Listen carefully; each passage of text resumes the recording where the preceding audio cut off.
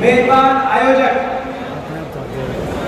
और एक ऐसे व्यक्ति, सही कहा डॉक्टर साहब ने कहा कि ऐसे पद पे रहे, ऐसी संवैधानिक जिम्मेदारी इनके कंधों पे रही।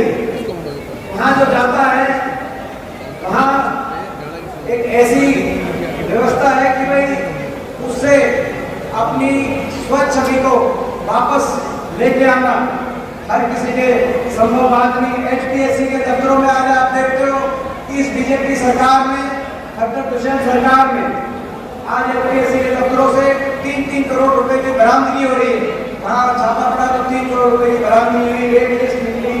मगर वहाँ से जो है, मैं समझता हूँ कि अगर एचपीएससी और एसएससी इनके अगर कोई मेंबर रहा हो और अपनी ईमानदारी और शराफत का वहाँ से कोई साथ लेके वापस लौटा हो तो भाई अमित चावला जी वहाँ से आए, बहुत बहुत बधाई देते हैं।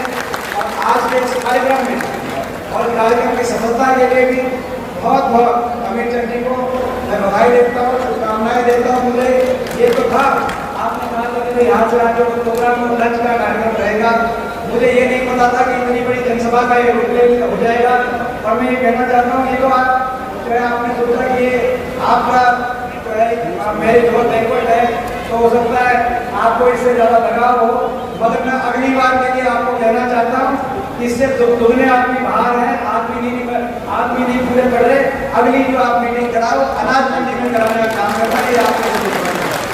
हमारे भाई करण चावला जी, नौजवान साथी, हमारे बहुत ही संघर्षशील एक साथी और एक ऐसा परिवार, इनके पिताजी भी साहब के साथ कांग्रेस पार्टी के लिए जिन्होंने एक संघर्ष किया और कुर्बानियां दी, और वो आज दिन और रात मेरे साथ कंधे से कंधा मिलाकर विवाद सिरसा में कांग्रेस पार्टी को मजबूत करने के लिए चल रहे हैं।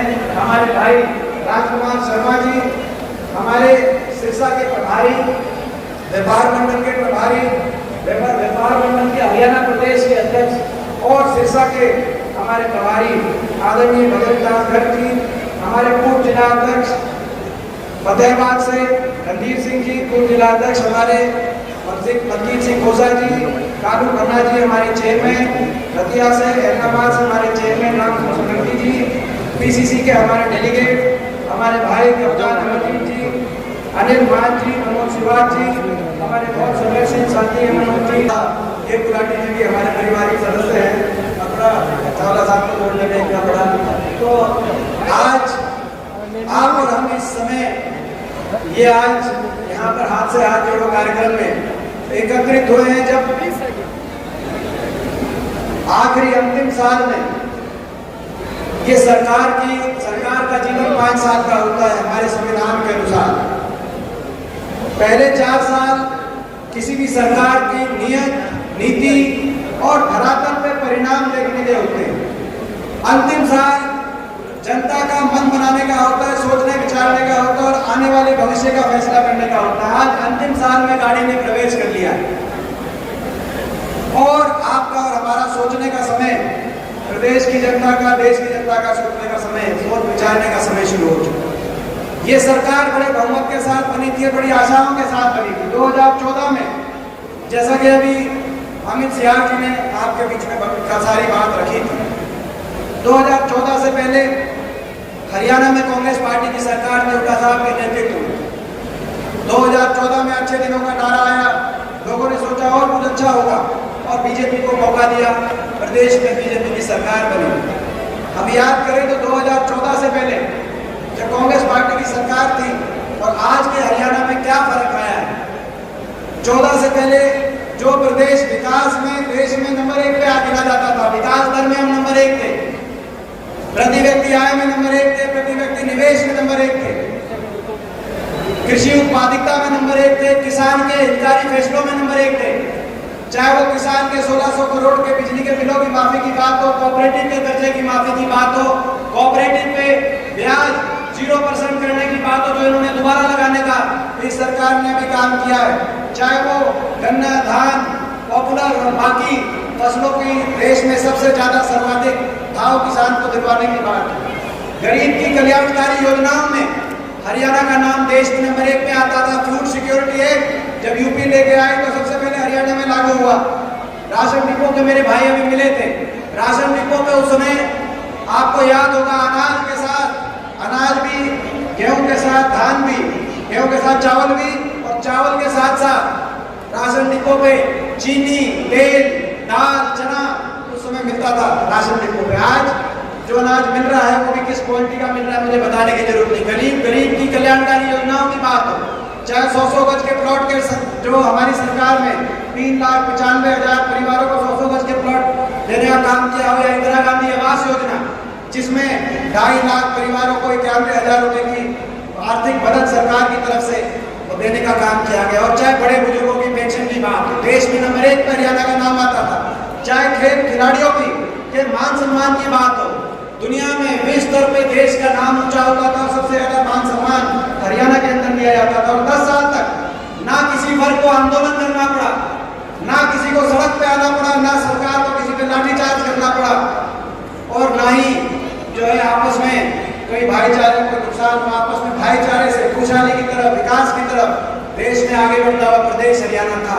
वो हरियाणा अच्छे दिनों के नारे में बीजेपी के हाथ में आया, मगर 9 साल के बाद आज अगर हम देखें क्या हुआ उस हरियाणा का हाल, क्या बेहाल हुआ। जब विकास में नंबर 1 था, आज विकास में तो हम 19वें नंबर पर पहुंच गए, 19वें पायदान में।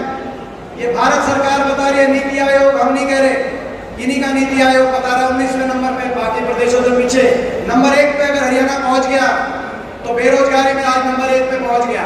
दिल्ली के 3 तरफ बसने वाला प्रदेश, जो देश में सबसे ज्यादा रोजगार देने वाला प्रदेश होना चाहिए था, सबसे ज्यादा विस्तरीय विकास वाला प्रदेश होना चाहिए था, बेरोजगारी में देश में नंबर 1। हर घर में एक बेरोजगारों की फौज खड़ी हो गई। कहीं कोई उद्योग लगा नहीं, कोई इंडस्ट्री आई नहीं, प्राइवेट के अंदर ना रोजगार, ना सरकारी क्षेत्र के अंदर, क्योंकि सरकारी में 2 लाख के करीब तो रोजगार या तो रिक्त पड़े या समाप्त कर दिए गए, और जो समाप्त नहीं कर गए उनको कच्चे रोजगार में बदलकर, चाहे वो हरियाणा की कौशल निगम की रोजगार की स्कीम हो, या केंद्र सरकार ने जो पक्की फौज की भर्ती थी उसको अग्निपथ करने का काम किया, उनको कच्चे रोजगार में। और जहां रोजगार निकाले भी, जहां निकाले गए उन रोजगार पे या तो पेपर लीक घोटाले या भर्ती घोटाले, कोई ऐसा पेपर जो है जो लीक नहीं हुआ, और रोज एक के बाद एक भर्तियां कैंसिल होती गई। और फिर भी जो भर्तियां निकली, जो लिस्टें निकली, उसमें हरियाणा से ज्यादा हरियाणा के बाहर के नौजवानों का नंबर उस लिस्ट में आया।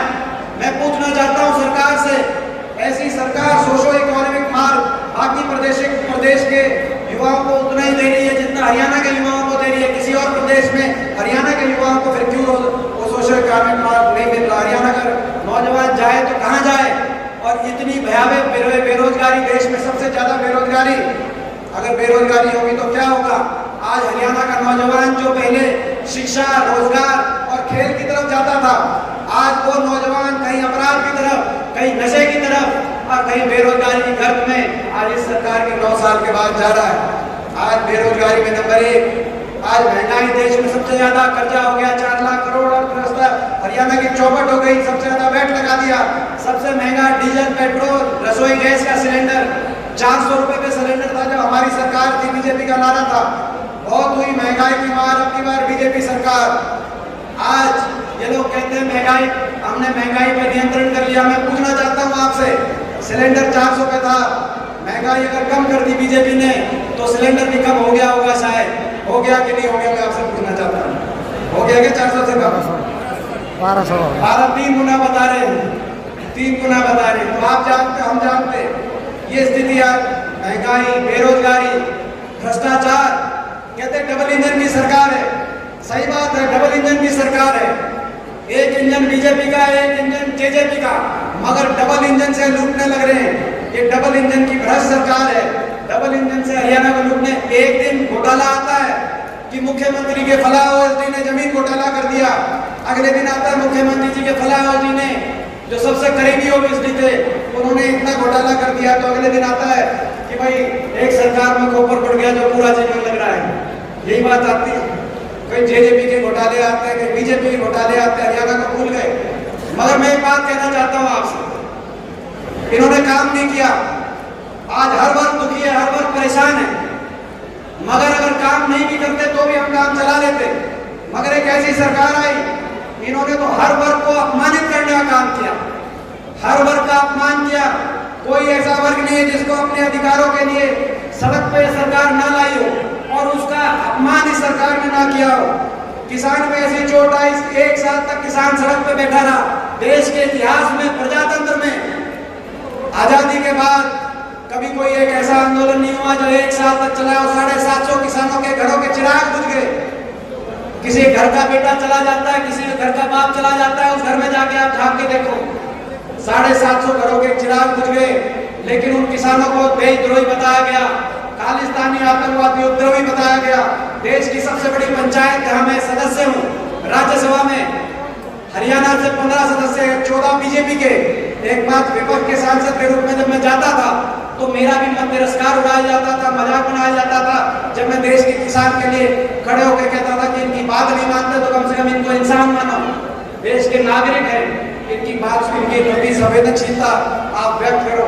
मैं आज आपको कहना चाहता हूँ, जो इस देश के जो 750 किसानों की जहाँ जाने गई थी, जहाँ जान कुर्बान हुई थी, जैसे हुड्डा साहब के आग्रह से कप्तान अमरिंदर सिंह जी ने उन सारे परिवारों को उस समय जो हमारी सरकार थी, एक नौकरी देने का काम किया।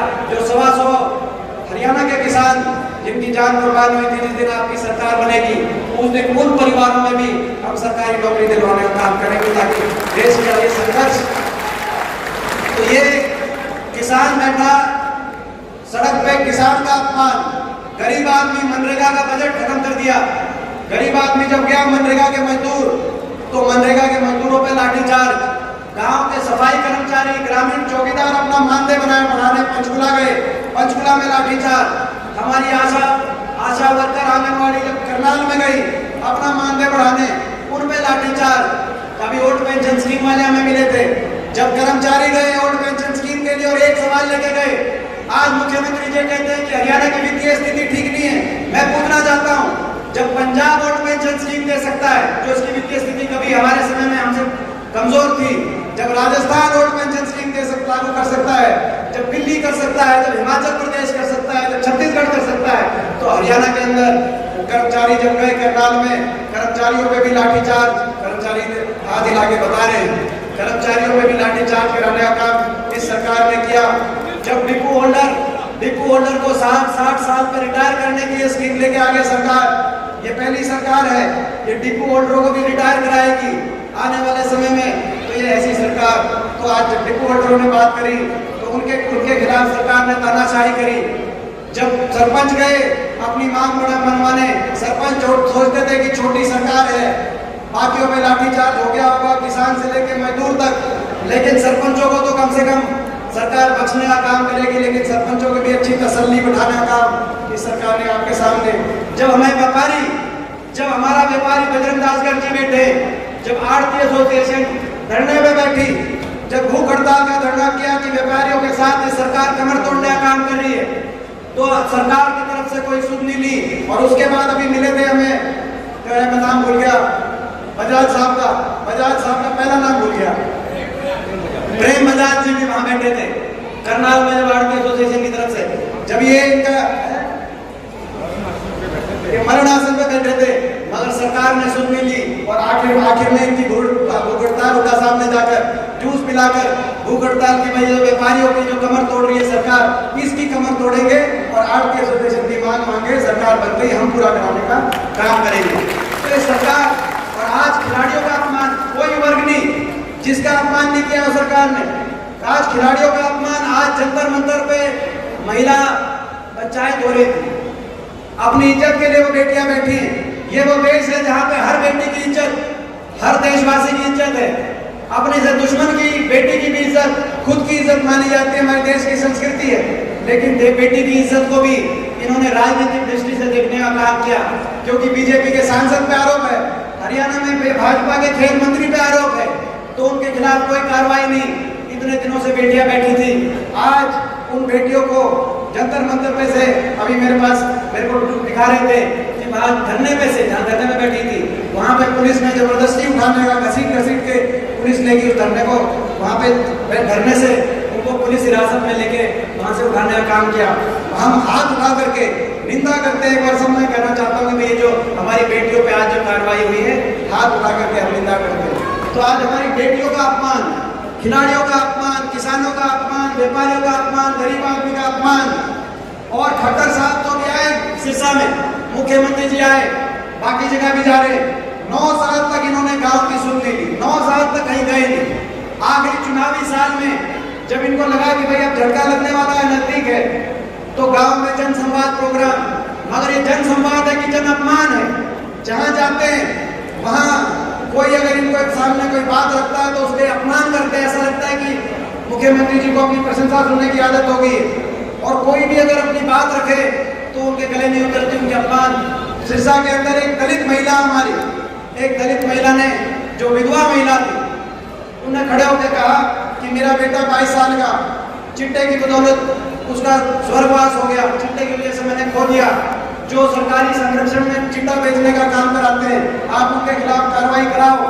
तो खट्टर साहब ने कहा मुख्यमंत्री जी ने कि भाई ये किसने सिखा के भेज दी, इसको बाहर करो। एक और वहां पे कोई किसी ने किसान की बात उठाने की कोशिश करी तो बोला ये फलां पार्टी का, इसकी पिटाई कराओ। मैं पूछना चाहता हूँ आपसे, प्रजातंत्र में पिटाई कराने का अधिकार किसी शासक को नहीं है। पिटाई कराने का अधिकार, ये घमंड इतना अच्छा नहीं, इतना अहंकार, पिटाई कराने का अधिकार तो किसी को नहीं है।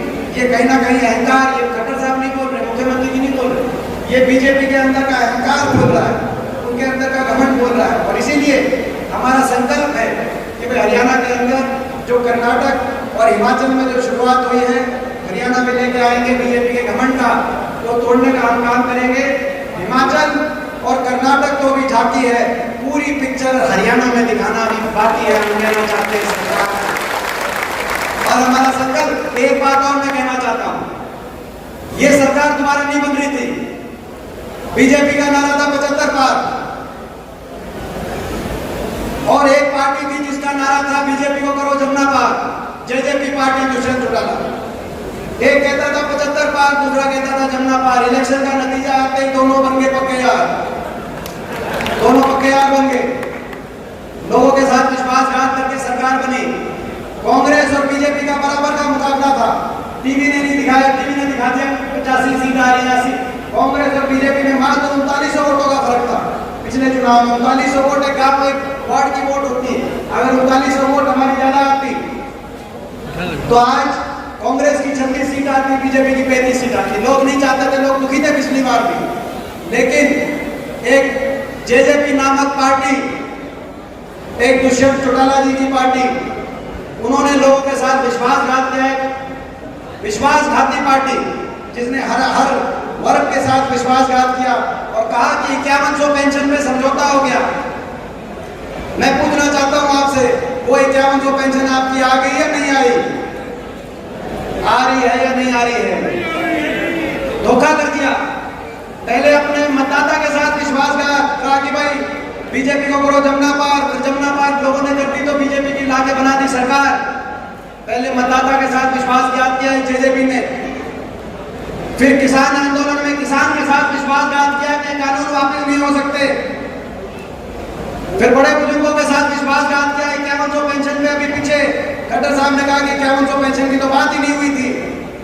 अब खिलाड़ियों के साथ विश्वासघात किया, खिलाड़ियों का तिरस्कार कर रहे हैं, ये विश्वासघाती एक पार्टी। मगर मैं एक और बात कहना चाहता हूं आपके बीच में, ये एक और पार्टी, इनेलो पार्टी, तरह तरह की साजिशें रची जाएंगी कांग्रेस को रोकने के लिए।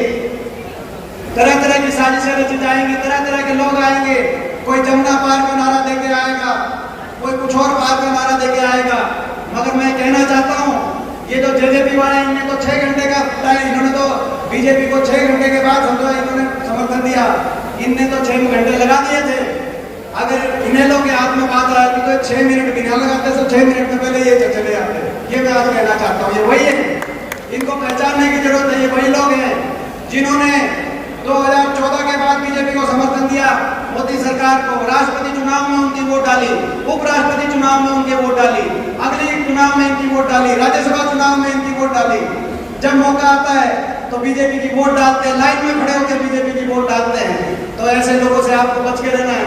मैं एक बात फिर कह रहा हूँ, ये तो दुष्यंत चौटाला जी ने तो 6 घंटे के बाद समर्थन दिया था। अगर ये इनेलो जैसी पार्टियां, इनको मौका आ जाए, ये तो 6 मिनट में जाके समर्थन देने का काम करें। ऐसी साजिश और षड्यंत्र से आपको बचने की आवश्यकता है। आज इसीलिए कांग्रेस पार्टी ने हमने अभियान चलाया, हाथ से हाथ जोड़ो अभियान। क्योंकि अगर हरियाणा के अंदर अगर हरियाणा को विकास की पटरी पे लाना, खुशहाली की तरफ लेके जाना है, तो भाई कांग्रेस पार्टी एक विकल्प है। चौधरी भूपेंद्र सिंह हुड्डा जी का नेतृत्व एक विकल्प, और हमने इसीलिए हाथ से हाथ जोड़ो प्रोग्राम, जिसमें हमारे 3-4 संकल्प है जो आपके बीच में मैं कहना चाहता हूँ। पहला संकल्प, हाथ से हाथ जोड़ो।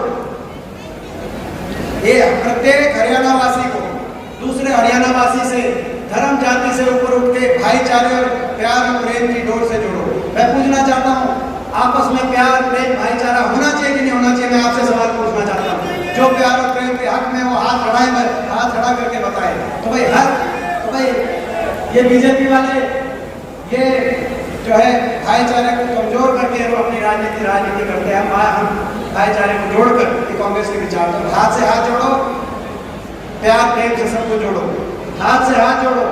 बीजेपी का घमंड तोड़ो, ये घमंड टूटना चाहिए कि नहीं टूटना चाहिए? हाथ से हाथ जोड़ो। कर्मचारियों को ओल्ड पेंशन स्कीम से जोड़ो, जो कर्मचारी आए थे, कर्मचारियों को हिमाचल, छत्तीसगढ़ और राजस्थान की तरह ओल्ड पेंशन स्कीम से जोड़ो। हाथ से हाथ जोड़ो। हमारी सभी मातृशक्ति को, जो राजस्थान के अंदर हमारी सरकार ने, हाथ से हाथ जोड़ो, महंगाई का चक्कर तोड़ो। और राजस्थान की कांग्रेस सरकार की तर्ज पे हर घर को 500 रुपए सिलेंडर पे जोड़ो, जो इन्होंने आज सिलेंडर बढ़ाने का काम किया है हमारा। हाथ से हाथ जोड़ो, महंगाई का चक्कर तोड़ो, और हर बिजली के उपभोक्ता को, जो हिमाचल की हमारी सरकार ने झंडा करके दिखाया, सुखू जी की सरकार ने हरियाणा के हर बिजली के उपभोक्ता को 300 यूनिट तक बिजली, फ्री बिजली से जोड़ो। हाथ से हाथ जोड़ो, ये हमारा संकल्प। हाथ से हाथ जोड़ो। किसान को न्यूनतम समर्थन मूल्य की गारंटी और मान सम्मान से जोड़ो। हाथ से हाथ जोड़ो। खिलाड़ियों को पदक लाओ, पद पाओ की दोबारा से खिलाड़ियों की नीति से जोड़ो। जो खिलाड़ियों का आज तिरस्कार किया जा रहा है देश में, जिन्होंने देश का झंडे को ऊपर किया था, जन गण मन की गूंज जिनकी वजह से दुनिया के कोने कोने में गई थी हरियाणा खिलाड़ियों को, उनका दोबारा से मान सम्मान करने का काम करेंगे। और हाथ से हाथ जोड़ो। हर गांव, हर शहर को विकास की उस रफ्तार से जोड़ो जो कांग्रेस की सरकार, और विकास की रफ्तार पिछली बार को खेल में हरियाणा को विश्व चैंपियन बनाने का काम किया था। सर इस बार हरियाणा को विकास और गरीब के कल्याण में विश्व चैंपियन बनाने का काम कांग्रेस पार्टी करेगी, ये हमारा संकल्प है। और भाई हाथ से हाथ जोड़ो। बड़े बुजुर्गों को नहीं भूलेंगे, क्योंकि सबसे ज्यादा धोखा बड़े बुजुर्गों के साथ हुआ है। मैं पूछना चाहता हूँ जेजेपी से और बीजेपी से, आपने 5100 की पेंशन का वादा किया था। हरियाणा के उस बड़े बुजुर्ग के बारे में सोचो, उस बूढ़ी माँ के बारे में सोचो, जो तब से इंतजार कर रही थी कि कब तेरी 5100 की पेंशन आएगी। आज उनको 4 साल के बाद आपने जवाब दे दिया कि नहीं, ये तो हमारी कोई बात ही नहीं हुई थी। मैं आज हम कांग्रेस पार्टी की तरफ से हम संकल्प करते हैं, हाथ से हाथ जोड़ो, हरियाणा के बड़े बुजुर्गों को भी जोड़ो। हरियाणा के बड़े बुजुर्गों को देश में सर्वाधिक 6000 बुढ़ापा पेंशन से जोड़ो, ये हमारा संकल्प है। और ये कुल मिला के बाकी प्रदेशों में जो है वो तो लाएंगे, लेकिन बुढ़ापा पेंशन देश में सबसे ज्यादा बढ़ाएंगे और छुट्टी बोल के बढ़ाएंगे। किसी पार्टी के आसपास के प्रदेश है, अगर किसी में दिल्ली में पेंशन सबसे ज्यादा है, दिल्ली वालों को भी छुट्टी बोल के हम अपनी पेंशन बढ़ाएंगे, ताकि सबसे ज्यादा पेंशन हरियाणा के अंदर। तो और भाई हाथ से हाथ जोड़ो। गरीब को, हरियाणा गरीब को जिनको 3,95,100 गज के प्लॉट मिले हमारे समय, आज वो स्कीम बंद कर दी।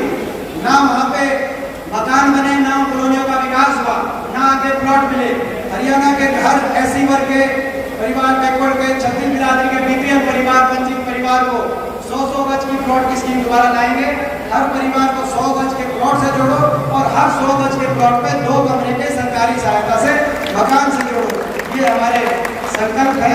और मैं एक बात और कहना चाहता हूँ, आज हरियाणा का नौजवान अपनी सोचता है कि हरियाणा में नौकरी मिलेगी नहीं इस खट्टर सरकार में। कोई अपराध की तरफ, कोई नशे की तरफ, कोई अपने घर बार का पैसा, कोई विदेश की तरफ अपना भविष्य देखता है। मैं कहना चाहता हूँ हरियाणा के नौजवान से कि आप अपने संयम रखो, धैर्य रखो। परिवर्तन का चक्कर घूमना शुरू हो चुका। हरियाणा के एक कोने से दूसरे कोने में आज चौधरी भूपेंद्र सिंह हुड्डा जी के नेतृत्व में कांग्रेस पार्टी की लहर शुरू हो चुकी है। बदलाव होगा, आपकी सरकार बनेगी, नौजवानों की सरकार बनेगी आने वाले दिनों में। और जो 2 लाख नौकरी इन्होंने समाप्त कर दी और रिक्त कर दी, आज रिक्त पड़ी है। पहली कलम से सरकार बनते ही 2 लाख की सरकारी पक्की भर्ती हरियाणा में निकलवाने का ये हम काम करेंगे।